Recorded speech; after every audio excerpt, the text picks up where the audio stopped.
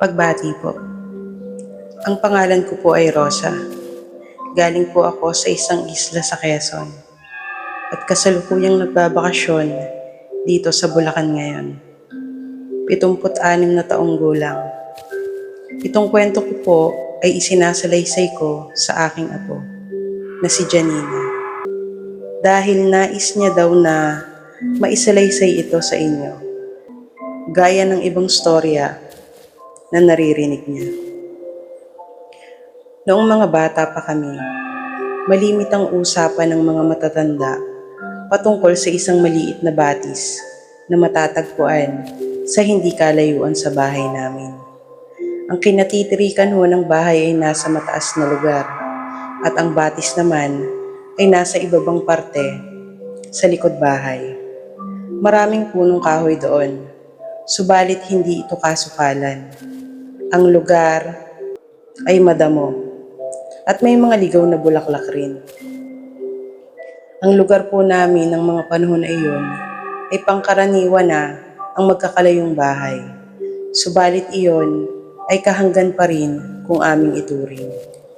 Madalas kaming maglaro sa malapit sa batis at dahil doon ay palagi kaming napapagalitan ng mga matatanda. Subalit hindi rin naman kami mapigilan ng mga ito dahil kahit sila mismo ay nagpupunta rin sa lugar na iyon. Basta't ang kabilin-bilinan sa aming mga bata ay huwag hahayaang mag-isa kami sa lugar. Noong araw ay may mga kwento patungkol sa batis na iyon. Isang magandang babaeng nakaputit lumulutang sa ibabaw nito ang kumukuha raw ng tao.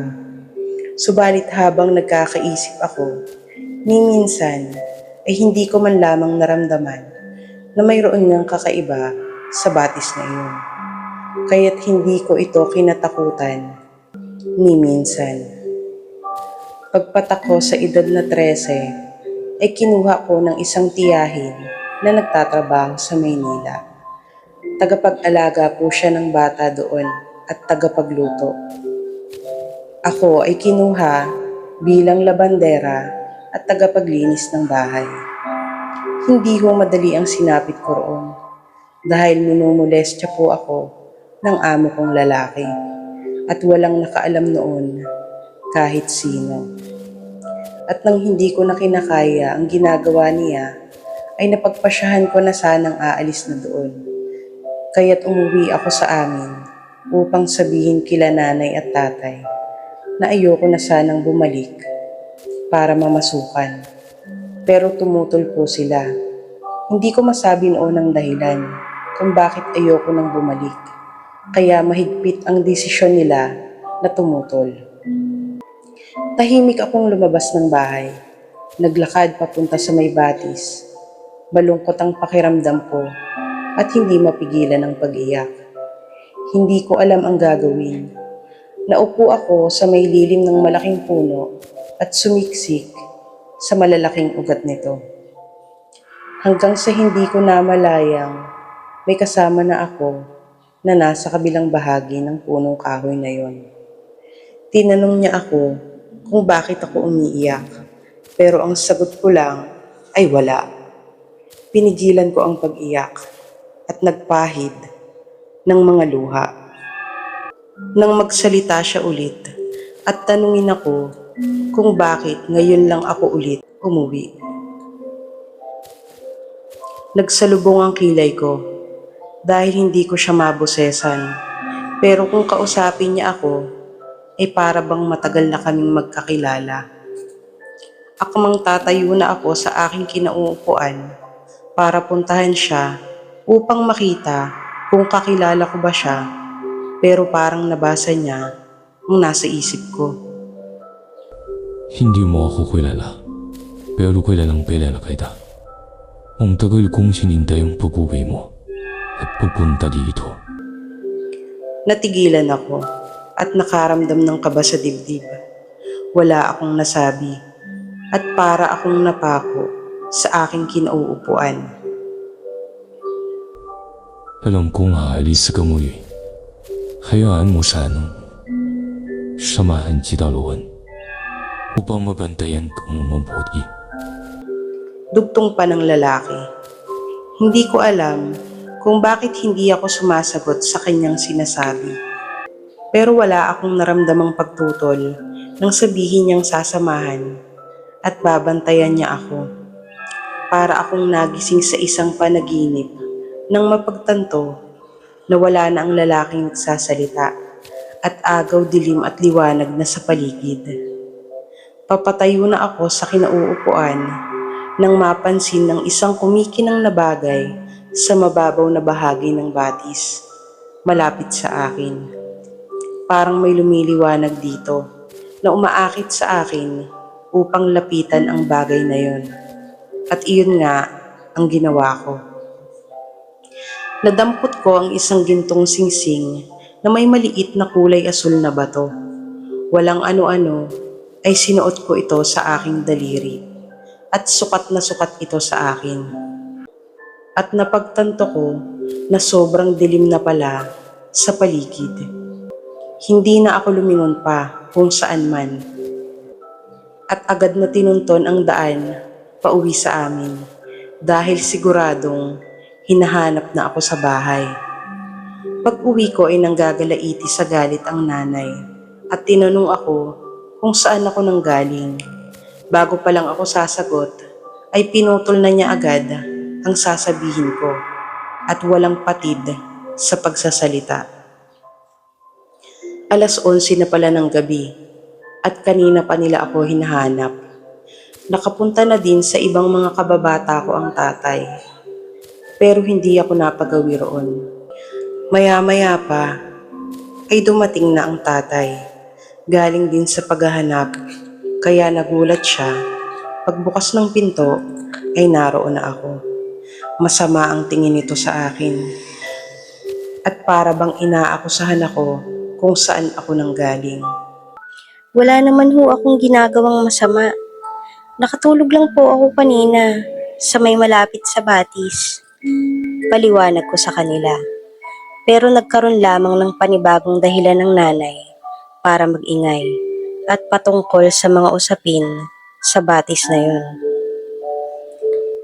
Huwag ho kayong mag-alala. Kung hindi niyo ako pinapayagang umalis sa pangangamuhan, ay babalik na muli ako roon bukas ng hapon. Saka lamang tumahimik ang nanay at nagkatinginan sila ni tatay. Naglakad na ako papasok sa maliit kong kwarto at nagpahinga.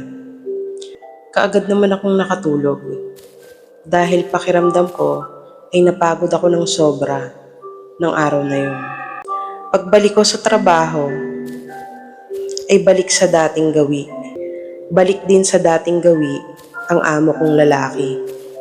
Isang beses ay naliligo ako sa banyo. Nakalak iyon at ang tiyahin ko ay nakabantay sa eskwelahan ng 2 bata. At ang mga amo ko ay nakaalis na kanina pang mas maaga para sa negosyo nila. Pero laking gulat ko nang biglang may sumigaw sa likod ng pintuan ng CR. Malakas ang sigaw at sobrang sakit ng pakiramdam nito. Kinuha ko agad ang tuwalya ko para ipantakip sa katawan at nagmamadaling lumabas para tingnan sana iyon.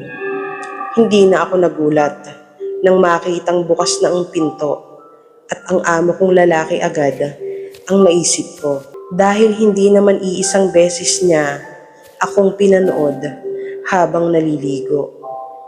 Siguro ay bumalik ito sa bahay at kunwaring may gagawin o nalimutan. Sinasapo niya ang mga mata.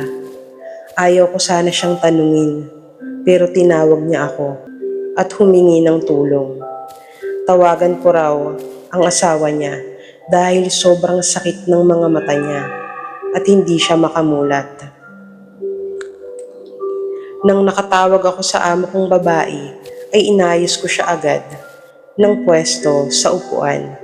Tinanong niya ako kung sino ang kasama ko sa banyo dahil habang pinapanood niya ako, ay biglang may nagsaboy ng kung ano sa kanyang mga mata at naging dahilan ng pagsakit nito. Galit na galit ito ng mga sandaling iyon habang nakahawak sa bahagi ng mata niya. Nagtataka akong Nasinghalan siya pabalik at sinabing baka kinakarma na siya sa ginagawa niya sa akin. Sandali itong nanahimik at para bang may pinakikiramdaman. At biglang sumigaw ulit sa akin at sinabing naririnig daw niya ang lalaking may ibinubulong sa akin. Nagpalinga-linga ako pero wala naman. Para siyang nababaliw. Nang dumating ang amo kong babae, ay agad ko itong pinagbuksan ng pinto. Tinanong niya ako kung anong nangyari sa asawa niya. Nais ko sanang sabihin ang ginawa nito, ang lahat ng ginawa nito. Pero naunahan ako ng takot na baka hindi siya maniwala at ako pa ang mapasama. Kaya't sinabi ko na lang na bigla itong nagsisigaw at sinasabing masakit ang mga mata niya. Pinuntahan agad ng amo kong babae ang asawa niyang nakaupo at bigla itong natigilan sa tanong ng asawa kung anong nangyari sa kanya. Sa isip-isip ko, sana ay masabi niya ang ginagawa niya bago iyon. Pero naging maingat ito sa pagsagot. May kinukuha daw siya sa itaas ng cabinet sa kwarto. Nang biglang may kung anong parang mga buhangin ang nahulog sa mga mata niya. Napailing na lang ako at nagpasama na siya sa asawa papunta sa pagamutan. Walang nakitang sakit sa ospital at hindi nila maipaliwanag ang biglang pagkawala ng paningin nito. Ako man ay nagtataka rin, pero iniisip kong kabayaran na niya iyon sa mga kasalanan niya sa akin. Akala ko ay matatapos doon ang ginagawa niya sa akin, pero hindi pala. Isang umaga ay dalawa lang ulit kaming naiwan sa bahay. Medyo maayos na siya nun at nasasanay na sa nangyari sa kanya. Inutusan niya akong ayusin ang mga kalat na naiwan ng asawa niya bago ito umalis. Nang bigla siyang matumba nang maapakan ang ibang kalat sa lapag. Inalalayan ko siyang tumayo noon nang bigla niya akong niyakap ng mahigpit at agad na hawakan sa dibdib. Bulag po siya, pero malakas pa rin ang katawan, kaya hindi ako makaalis sa pagkakayakap niya. Nagsisigaw ako at pilit kumakawala. Bigla siyang natigilan noon at nanigas ang katawan. Hindi siya makagalaw at tumitirik ang mga mata pataas. Sa takot ko ay tinawagan ko agad si Ma'am. Mabilis siyang nakarating sa bahay at agad na dinala ang asawa sa ospital. Hindi po sila nakauwi kaagad noon dahil hindi ito nagigising. May isang gabi noon na mag-isa akong matutulog sa kwarto namin ng tiyahin ko dahil kasama siya ng mga bata at ang amo naming babae ay nasa ospital para magbantay sa asawa niya. Nakahiga na ako sa kama nang may maramdaman akong mga mata na nakatingin sa akin.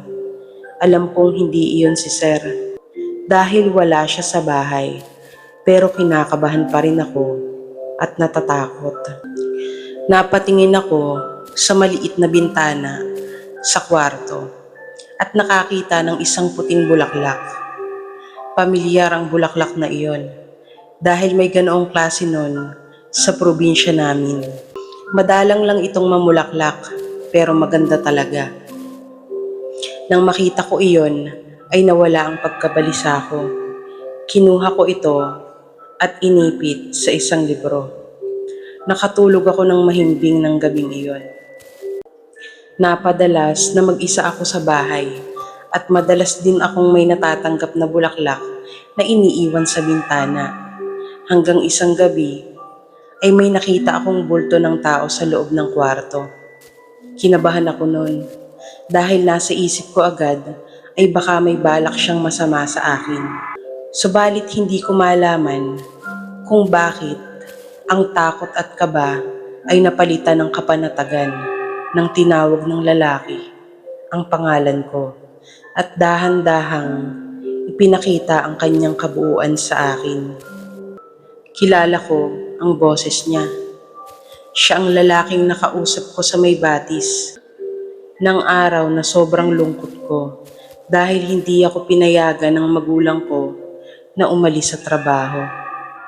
Nakatitig lang siya sa akin at sumilay ang ngiti sa mga labi niya. Sinabi niya sa akin ang pangalan niya. Hindi ko alam kung bakit palagay ang loob ko sa kanya, pero maginhawa iyon sa pakiramdam. Maligaya akong hindi ka na muli pang magagawa ng masama ng iyong amo. Magising man siya, hindi na makakagalaw ba't makakapagsalita. Subalit nais ko siya nung makauwi na tayo. Sabi nito sa akin at inilahad ang kanyang kamay. Ayaw ko sanang pag-isipan siya ng masama sa nangyari sa amo ko. Pero hindi ko alam kung bakit at paano niya inamin sa akin na siya ang may gawa noon kahit hindi niya ito harapang inusal sa akin. At bigla akong nagising. Nagsabi ako noon sa tiyahin ko na gusto ko na sanang umalis sa trabaho at makailang araw ay pinayagan na rin ako ng aking among babae. Walang pagtutol sa aking isipan nang inaya na akong umuwi ng aking tagapagbantay. Wala akong sinabi sa mga magulang ko tungkol sa trabaho o kahit sa misteryosong lalaki na nakikita ko. Palagi lang akong tahimik sa bahay nun at sa labas namamalagi sa may batis dahil doon ay nakakaramdam ako ng katahimikan at kaligtasan. Parati ko rin siyang nakakasama doon. Inaalagaan niya ako at iniingatan. Madalas ay inaalaya niya ako ng mga bulaklak at mga magagandang kagamitan. Maghapon o kalahating araw ko lang siyang nakakasama sa pagkakatanda ko. Pero ang sinasabi nila nanay sa akin ay 3 hanggang 5 araw daw akong nawawala at hindi nila makita kahit saan. Tanging ang tsinelas ko lamang daw ang nadadatnan nila sa tabi ng batis tuwing mawawala ako ng ilang araw. Hindi ako naniniwala sa kanila noong una. Hanggang isang beses ay tinanong ko ang lalaking nakakasama ko kung saan niya ako dinadala. Nag-iba ang timpla ng kanyang mukha. Alam kong hindi siya galit, ngunit tila dismayado at naging malungkot ito. Tinanong niya kung ayaw ko na daw ba siyang makasama. Pero hindi agad ang sagot ko. Nais ko pa siyang makasama ng matagal. Sinabi niya sa akin na ayaw niyang agawin ang buhay na mayroon ako. Kaya't sinusulit niya raw ito habang po pwede pa. Hindi ko alam ang mga sinasabi niya at hindi ko iyon maintindihan. Kahit pa kapareho lang ito ng aming lingwahe. Basta, ang tumatak lamang sa akin ay ang gusto niya akong makasama habang maaari pa at may panahon pa siya. At kung sakali man daw na hindi ko na siya makikita pa, ay parati lamang itong nakabantay sa akin saan man ako magpunta. Ilang araw na naman akong nawala noon, sabi nila nanay, at nag-aalala na sila sa akin. Kaya't dinala nila ako sa isang manggagamot sa bundok. Sinabi nito na malaki raw ang pagkagusto sa akin ng isang nilalang at hindi raw ito mapipigilan sa pakikipagkita sa akin. Madami pa itong sinabi kila nanay pero hindi iyon tumatak sa isip ko. Hanggang sa isang gabi ay nagising ako at naramdaman na nandoon ang lalaking ginugusto ng aking puso. Walang pagdadalawang isip na lumabas ako ng marahan upang hindi magising sila tatay. Nagtataka akong nagtanong sa kanya kung bakit siya nakipagkita sa akin ng gabi. Pero ngumiti lang ito. Masaya kaming magkasama ng mga oras na iyon. Maraming napag-usapan at sinulit ang sandaling iyon na magkasama. At nang magpaalam siya sa akin, ay para bang iyon na ang huling sandali na magkikita kami. Niyakap niya ako ng mahigpit at sinabi niya sa akin na magiging masaya siya kung magiging masaya ako, kagaya ng dati, noong bata pa ako. Iyon lamang ang pinakatumatak sa isip ko noon. At magsimula noon ay hindi na ako nawala ng matagal sa aming tahanan. Sabi nila nanay ay sa ika-7 araw daw ako nakauwi noon at gaya ng dati ay tanging tsinelas ko na lamang ang nakita nila sa may batis.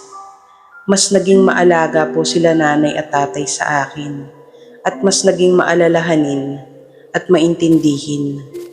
Magsimula rin noon ay hindi ko na muli pang nakita at nakasama ang lalaking iyon sa batis. Naiwan lamang sa akin ay ang hindi detalyadong alaala. Basta't ang alam ko ay masaya ako at ligtas kapag kasama siya.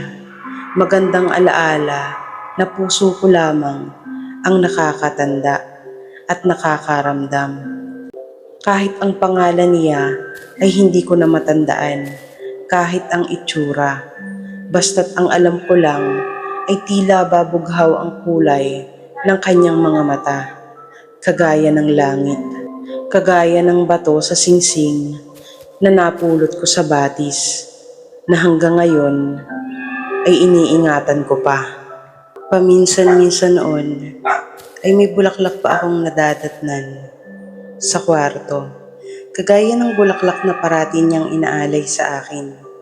Pero habang lumilipas ang taon, ay dumadalang na rin iyon. Subalit hindi naman tuluyang nawawala. Siguro kung maririnig ko ulit ang boses niya, ay matatandaan ko pa rin ito. Kahit sobrang tagal na nitong nangyari, makikilala ko pa rin siya base sa presensya niya kapag kasama ko siya. Kahit hindi ko man matandaan ng malinaw ang bawat pangyayari, ay natatandaan siya ng aking puso. At iyon ang mahalaga. Ayun po ang kwento ni Lola Rosa. Si Janina na po ito. Alam ko pong medyo mahaba na yung story pero gusto ko lang pong sabihin na sobrang magical po niya at sobrang imposible lalo na sa panahon ngayon.